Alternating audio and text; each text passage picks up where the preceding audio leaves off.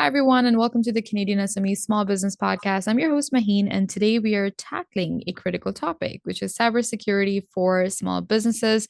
Our guest, Terry Cutler, the CEO of Cyology Labs, is a globally recognized cybersecurity expert and ethical hacker. Now, with over 20 years of experience and his best selling book, Insider Secrets to Internet Safety, Terry has helped protect Canada's largest corporations and educated thousands worldwide through his Internet Safety University. So let's dive into this essential conversation. Welcome to the podcast, Terry. How are Thanks you for doing having me.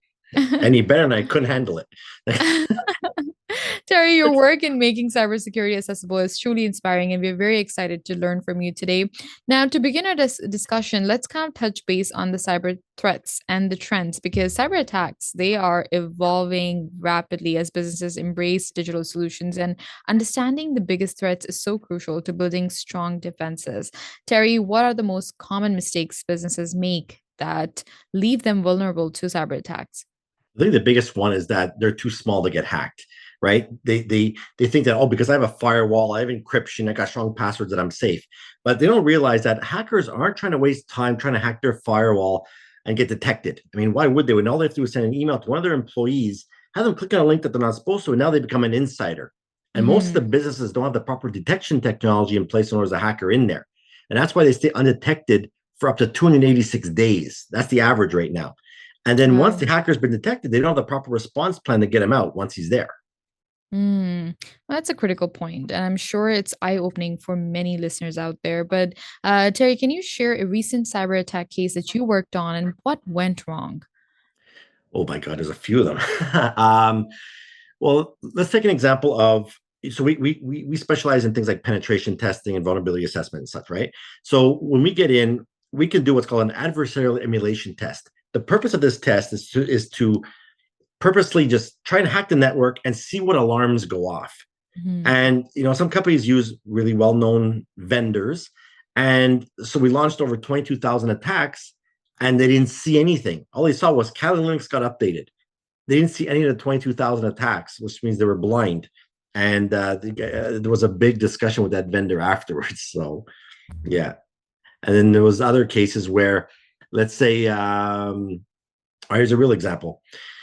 There's an insurance company that we got brought into to do an incident response.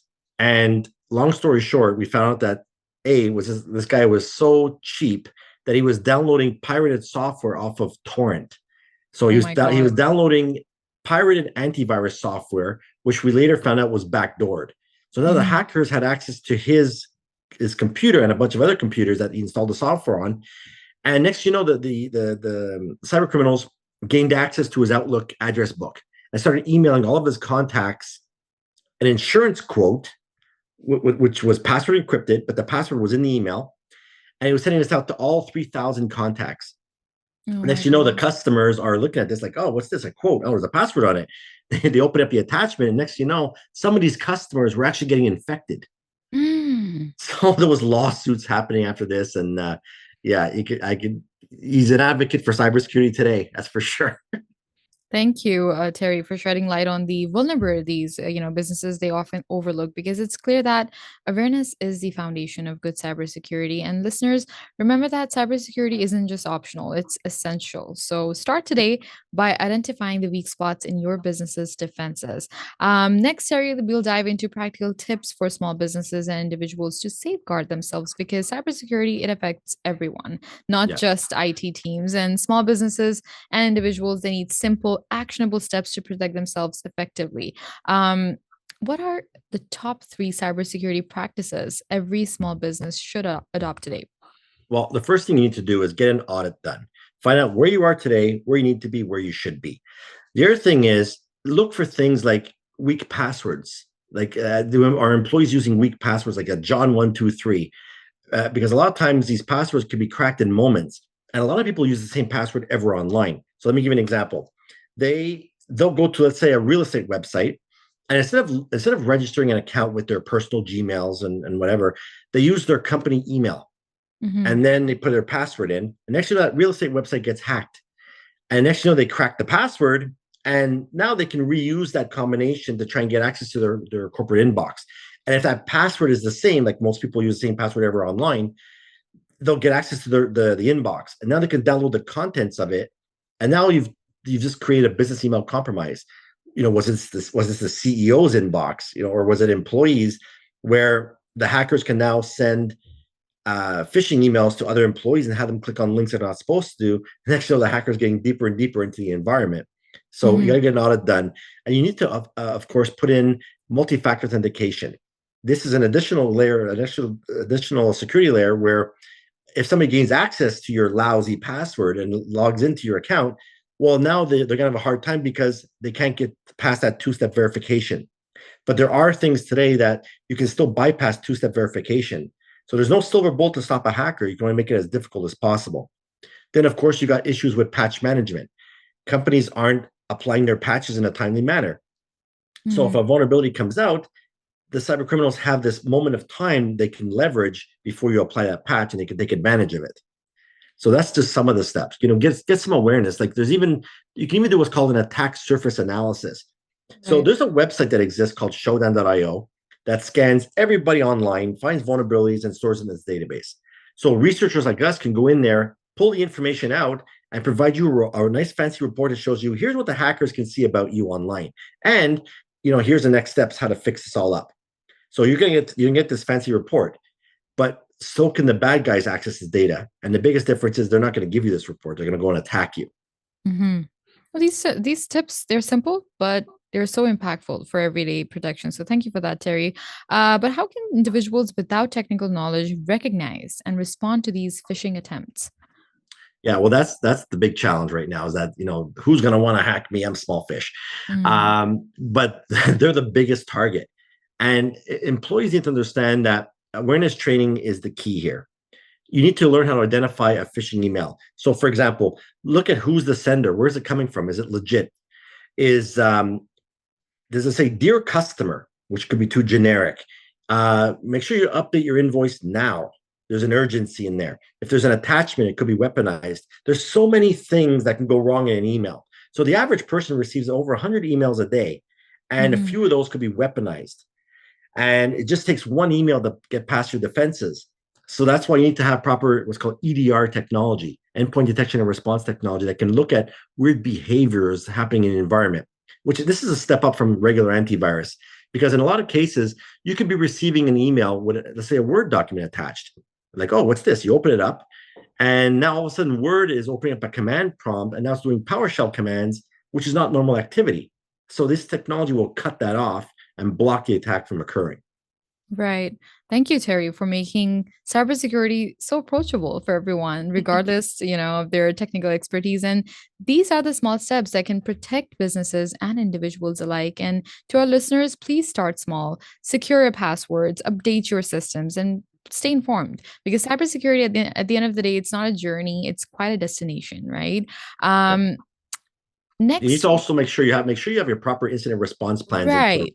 If you don't Absolutely. have yeah, if you don't have an incident response plan, stop what you're doing, get one done, because it's not a question of if you're going to get hacked, it's a question of when. And you better be Mm, prepared, because you better have all the steps documented. We've seen cases where we get brought in to do an incident response plan, and the answer was, oh, call John's IT department, right. because they outsource their IT. And then we call up John's IT department, and next you know, they had no idea they were on the list, and they have no idea Mm, how to recover from a ransomware attack properly. Because if you got cyber insurance involved, these IT guys are going to go in there and start reinstalling everything. But when they do that, they're going to start destroying the evidence of how the hackers got in there. Because the cyber mm, insurance wants to know who's patient zero. How did they get in here? So we can prevent this right. from happening in the future.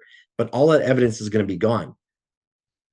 That is very insightful, Terry. And next, we'll explore emerging challenges in cybersecurity and their impact on critical sectors, because emerging tech like AI and IoT, they Mm. both bring innovation and new cyber risks. Now, examining these challenges, it will help us prepare for a more secure future. So, what new challenges are arising from emerging technologies like AI and IoT? There's a bunch of stuff. I mean, the scams are getting incredible. You may have heard the story of this chief financial officer that transferred, was it $25 million to the wrong bank account. This happened in Asia. You might Mm, be thinking, what, like, how silly, like call somebody before you do that, right? Not only Right. did he call somebody, he was on the phone with his boss and a bunch of other folks. They were preparing for the project and they're saying, yep, wire the money, everything's all good. So he had a call with these people. So he wires the money, but we only find out that the employees were deep fakes. So they were able to get recreated.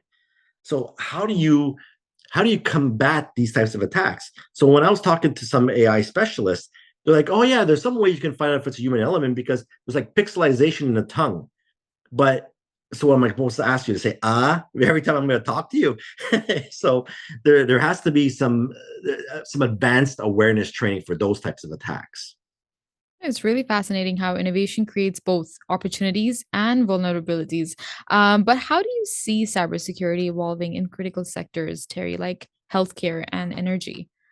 Okay, so we do a lot of stuff in healthcare, and it's a mess because Mm, they're lugging around legacy technology.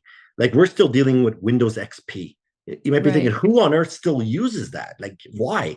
It's because they have technology that runs on these softwares, on this operating system that can't run on newer technology. So they're stuck keeping it. So things like maybe the security to the door locks of the building, or maybe they have a respirator because they have a Windows XP operating system built into them.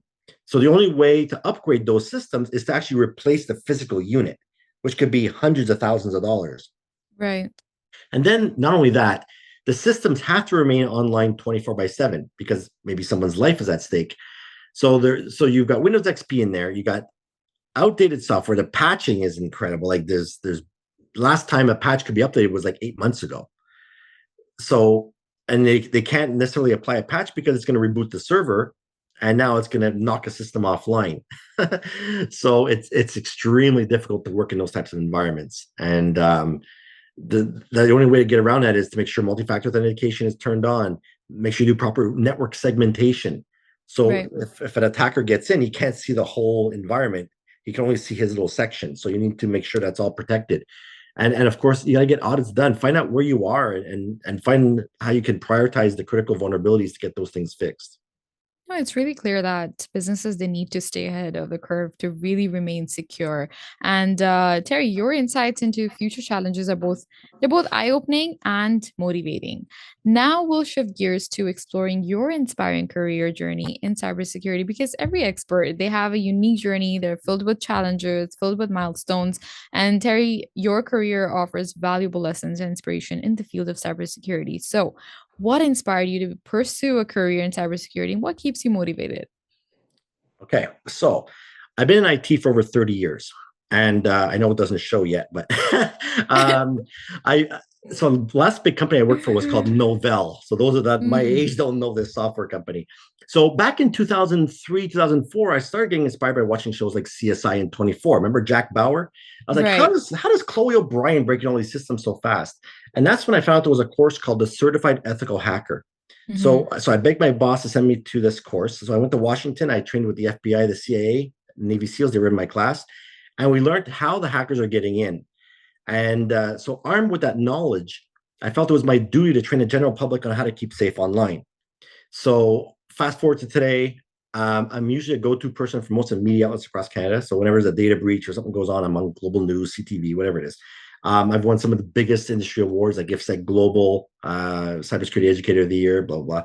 But then I ran into a challenge where, because I do a lot of keynote talks around the world, I can't be in Mhm. 50 places at once. So Right. I created a digital product called Internet Safety University, which trains the home users at home on how to protect their kids online, protect their Instagram account, their bank account. And my method for that was to, if I could educate this person at home who doesn't care about cybersecurity because they don't think they're a target, if I can educate them, they're going to bring that knowledge to the workforce. So today, that program has over 40,000 students in it from 160 countries, and we're always trying to find ways for businesses to like how we can help protect them with continuous penetration testing, vulnerability scanning, and management, and managed services and things like this. So we're always trying to find new innovative ways to keep ahead. Your story is a reminder of how passion and purpose it drives meaningful and impactful work. And it's amazing to see how your experiences they shape the way that you educate and protect others, Terry. And I haven't listeners, slept in 6 years. So No, which is great. We love the work that you're doing, and I hope you continue to do so, because it is needed, right? Yeah. But listeners, cybersecurity, as we know, is it's more than a job. It's a Oh yeah. responsibility, right? So let's take steps together to build a safer digital world. And Um, it's a very difficult field, just so you know, like mhm, because a it lot of is. stuff that we're doing now is like I think it's a very depressing field because a lot of times the things we're doing or recommendations are not being implemented right away and Hmm. or even at half staff. And the hackers are always 1 to 5 steps ahead. So everything you're recommending today is somewhere between not working and barely working at all. And it's always a Right. third party reporting the breach for you. So, for example, let's say you do online, you have an online store, and your business gets hacked. Well, you might not know about it, but you're gonna get calls from the bank saying, "Hey, I think your system's hacked because all my customers who shop with you are all getting scammed." So it Right. wasn't it wasn't your systems that found it; somebody else told you about it. Hmm. On this note, we'd love to, kind of discuss how do we stay ahead of these cyber criminals because small businesses, Terry, they face constant challenges in keeping Mhm. up with cyber threats, and adopting proactive strategies is so essential to staying secure in this dynamic landscape. How can small businesses stay proactive in protecting themselves against cyber criminals? Okay, I think the first thing is to change the mindset that you're not going to get hacked. Mm, Cyber criminals know you don't have the time, money, or resources to deal with cybersecurity. That makes you number one target. As long right, as you got money to pay, they're all over you. And the other thing is to think that cybersecurity is only for the big boys. It's too right. expensive. Only the big guys can do this. But there's a lot of affordable small business solutions that could definitely help them get on track, like managed services. It's gonna be less than a McDonald's employee will say. So Mm. yeah. Oh, thank you, Terry, for providing such actionable strategies that small businesses can use right away. And staying protective and leveraging the right tools is essential to staying secure, is what has been our mantra, and throughout the conversation. But Terry, what final words of wisdom do you have for businesses and individuals as they navigate the digital world? Look, I think you need to get an audit done, find out where you are today, where you're going, because you're going to see there's going to be holes. The employees are the weakest links. So if they're not trained, they're going to click on links they're not supposed to, and it's going to get you infected.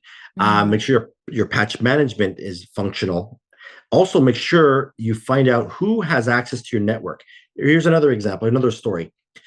We had a dentist office that has 2 locations, a couple of 50 employees. They were working with a managed service provider, an IT company, like something like 2 years prior. So they're never working with them again, but they still had access somehow to their network. So the MSP got hacked. And what happened was the MSP was able to log into every one of their customers and sent them a ransomware attack. So this Mm-hmm. happened on November 2 years ago. And they had no idea this MSP still had access to their network. So find out who has access to your network, what vendors have access. Right. Um, make sure you have the proper detection technology in place to know there's a hacker in there. Look at network monitoring because maybe data is leaving your business and you have no idea. So all these little technologies can help you get a visibility of what's going on. Thank you so much for your recommendation, Terry. I mean, and for your time and for your expertise. It's been Oh, my an pleasure. honor having you on the show with us. Thank you for My your time. pleasure. Thanks for having me. And listeners, today's conversation with Terry Cutler shed light on the evolving nature of cyber threats and the practical steps that small businesses can take to stay safe. His expertise, it simplifies a complex topic, empowering businesses to prioritize cybersecurity. A huge thanks to Terry as well as to our partners, RBC, UPS, Constant Contact, IAG, and Google for their continued support in bringing valuable insights to our audience. Please don't forget to visit CanadianSME.ca to subscribe to the magazine for more such enlightening conversations. Until next time, please stay safe, stay informed, and we'll see you in the next episode.